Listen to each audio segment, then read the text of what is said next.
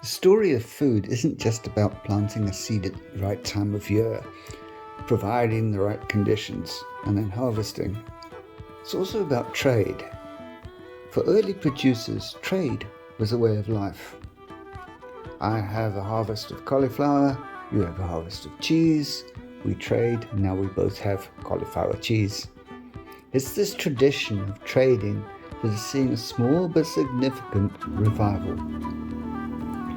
A group of tough and passionate people still trade up and down the Irish Sea, but not content with restoring the ancient tradition. They do it in restored ancient sailing boats, the type you would see in the 18th century.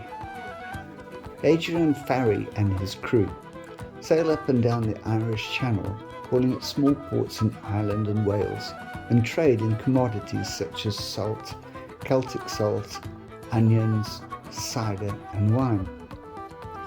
Adrian explains that their mission is to establish a financially viable alternative to modern-day methods of transport by using windsail ships, thereby creating a need for old neglected skills such as sailing and boat building, a rejuvenation of a lifestyle long forgotten. When you visit Fishguard Food Festival, you will have the opportunity to speak to Adrian's crew, buy some Celtic style food, and find out what life is like for people who choose to make the Celtic trader lifestyle their own.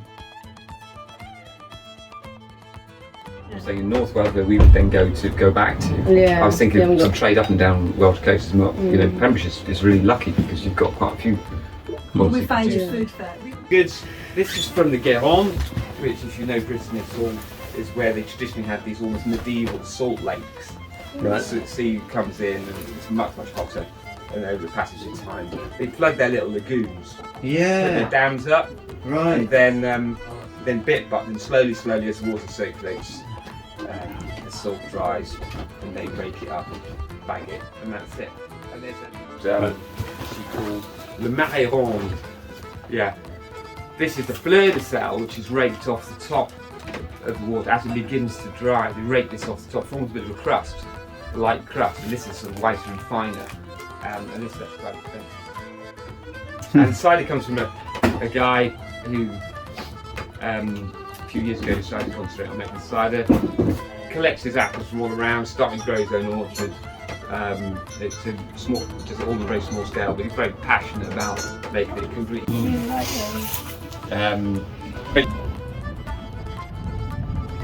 Okay, have you done your tour? Sorry. I have, yeah.